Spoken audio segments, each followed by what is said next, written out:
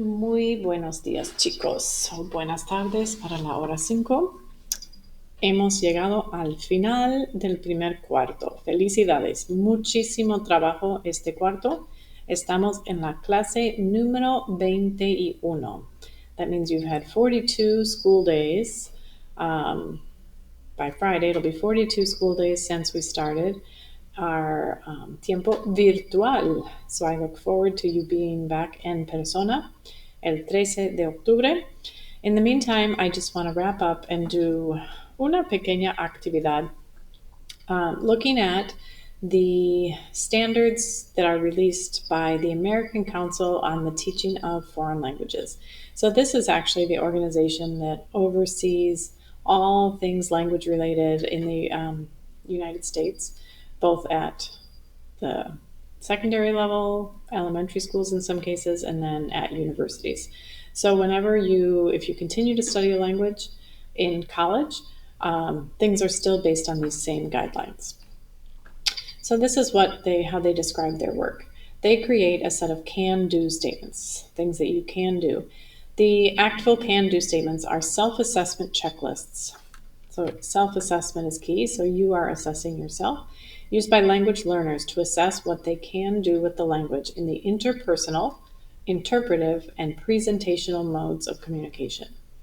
So of course, interpersonal is when you're talking with another person or writing a letter back and forth. Interpretive would be getting a message from a reading, for example, and presentational, standing in front of a group of people and speaking, or maybe writing a speech or something like that. These modes of communication are defined in the National Standards for 21st Century Language Learning and are organized into the following categories. The first category is person-to-person communication. Second one is spoken production, written production, interpretive listening, and interpretive reading. So making sense of what you hear and what you read. So if you go back to our syllabus and realize that everything we've covered in class, when I assign it a grade, I put it in a category of either reading, writing, listening, speaking. Culture is an added one. Of course, it's an element that's woven in all of these.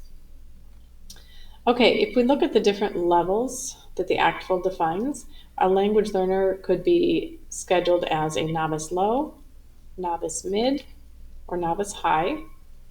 Moving on to intermediate low, intermediate mid, or intermediate high. Next category would be advanced low, advanced mid. These are the levels that I would say you can accomplish in secondary school, elementary school, middle school, high school. And then these would be ones that you would need to pursue further practice in the language: advanced high, superior, and distinguished. When you look at some of these descriptions that we're going to see, you will probably realize that even in our own native language, there are a lot of people that are not even superior or distinguished in their own native language, because that's where it comes a lot into taking a message. So by you taking, for example, if you take honors English classes and advanced or IB or AP English classes, you're definitely putting yourself into that higher category in your own language. So in my mindset, I generally think about Spanish 1 as being in the novice low, novice mid category. Spanish 2 is a really key, important year because you can really move through multiple levels. You should be starting Spanish 2 at about novice mid, and a student who really works hard in Spanish 2 should be able to get to intermediate low. Spanish 3 is working in that intermediate range. Spanish 4, we're still kind of at the top end of the intermediate range. Of course, this is going to differ for every student and what their skill set is that they're coming in with. Spanish 5, I would say most cases you could probably rank yourself in the advanced low category, and Spanish 6 probably in the advanced mid. So outside experience I put over here. This is, continuing to study maybe Spanish in college, pursuing maybe a study abroad opportunity where you would be immersed in the language, things like that. Okay. So I wanted to show, for example, specifically about presentational speaking. So this is when you are speaking and somebody is not communicating back and forth with you. So it's you preparing something to say and then giving the information. So let's look, for example, at distinguished. I can deliver sophisticated and articulate presentations on a wide range of global issues in highly abstract concepts in a culturally appropriate manner tailored to a variety of audiences. There are not many people that can do that in their own language, let alone a second language. So that's a skill that we have to hone and we have to practice. So you can see why getting to distinguished isn't necessarily your goal with Spanish, because we may not even be at that place in English. So you want to kind of just look at where you might be. So if you glance through these, I want you to take a second, think about, read through these. And as far as speaking, if you had to prepare something to speak, whether it's on Flipgrid or in front of the class, where do you think you fall? Where would you rate yourself?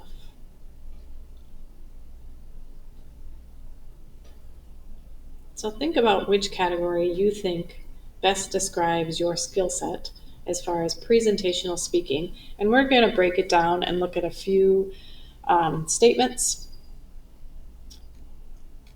Okay, so let's start with intermediate mid, because I would think that most of you in this class are coming in here at least at the intermediate mid level. So if everybody just thinks through this checklist, think about, could you check the boxes? Could you check the box, I can describe a childhood or past experience? Now, this is not specifically saying that you can't make grammar mistakes. So obviously, if we're talking about past experiences, we would need to fully understand the difference between preterite and imperfect. So it's possible that I might make some mistakes. That doesn't mean I couldn't qualify in that category. I can report on a social event. I can make a presentation on something new that I learned. I can talk about my plans for the future. I can give a short presentation on a current event. I can present about a topic from an academic subject.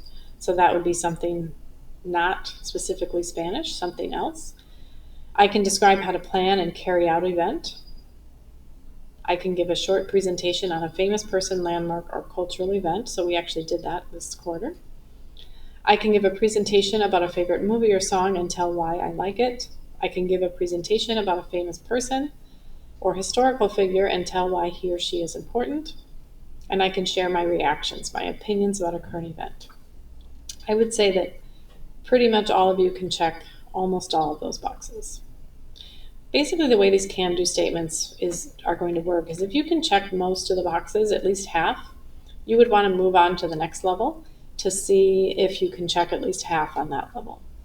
Okay, this isn't a point thing, like you can only, again, this is all self-assessment, so there's no real science behind it, but I would say if you can check about half of the boxes, you want to move on to the next level to see if you can check at least half, which would mean you're probably in that next level.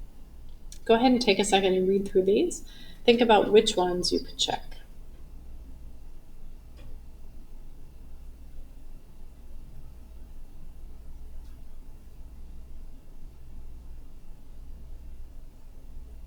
So these have a variety of different topics. The important thing for this level is that you're using various time frames. You're using a variety of different tenses. You are giving a presentation in an organized way, having some transitions between your parts of your presentation.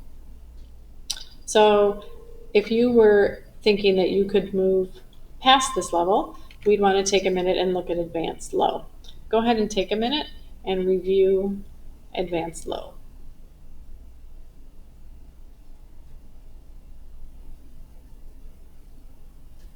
You will notice that the tasks are getting a little more complicated. For example, in the second section, I can present an explanation for a social or community project or policy. So the actual facts, you might have a set of facts, but then you also have to maybe predict what people might be against and be able to explain why this idea is good or bad. So there's a little more interpretation necessary there. Over in the last category, we're expanding our types beyond our own community. We're talking about the global community. Okay, just taking a quick look at advanced mid. Again, we're using a variety of different tenses, but these are concrete social topics or academic topics or professional topics.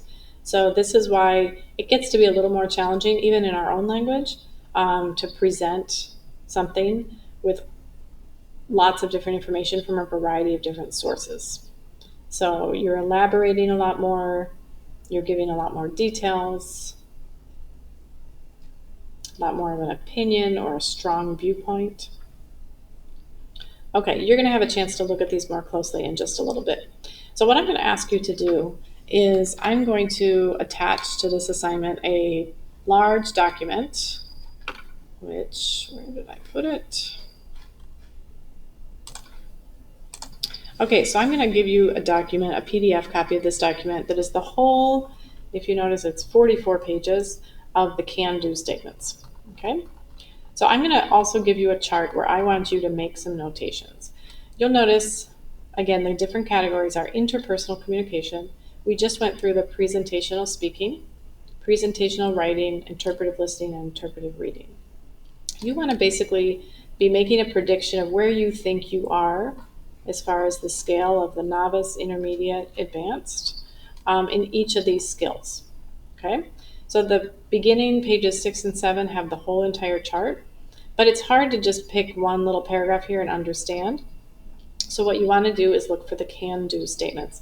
On the chart, I'll show you the page numbers, but for example, if you notice at the top here, it says interpersonal communication.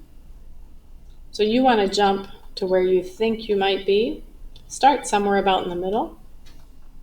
Read the statements. If you feel like you can check at least half, move on to the next one. If you still can check at least half, move on to the next one. If you get to a point where you feel like, yeah, this is my limit, then you would probably rank yourself somewhere where you stopped being able to check at least half of the boxes comfortably, okay? And this is self-assessment. It's for you to know where you currently are so that you can make some concrete goals to move forward. Okay, so interpersonal communication, you can take a look at distinguished, for example, for talking to other people. I can use my language persuasively to advocate a point of view that is not necessarily my own. I can communicate skillfully and succinctly, often using cultural and historical references to say less and mean more. Think about sometimes with these as well, these upper ones, think about where you're at in English. Where are you? Next one is presentational speaking. We've already looked at these, so you'll have a chance to look at those again. Moving on to, let's see, presentational writing. So this is writing where you're going to be preparing a speech or a letter, something like that. So start somewhere in the middle, go up or down depending on how many boxes you feel comfortable checking. You don't have to physically check the boxes. You certainly don't need to print this out. You just want to be looking through it and filling out the chart that I'm giving you. Goes on to listening, and then lastly goes on to interpretive reading. Okay? So if you look at reading, for example, for distinguished, I can understand popular text that contains slang, idiom, satire, and cultural references. This is challenging in our own language, so we definitely want to see. One of the main things is no one person, it's rare that somebody's going to be at the same level for every skill, okay? So for reading, you might be an intermediate mid. For speaking, you might be an intermediate low. For writing, you might be an intermediate high. So be aware that that is very common and actually expected. So you want to open up this document, open up the chart that I'm attaching here, and I want you to fill out that chart as best as you can before we have our clase en vivo. Muy bien, chicos. Entonces, nos vemos en la clase en vivo.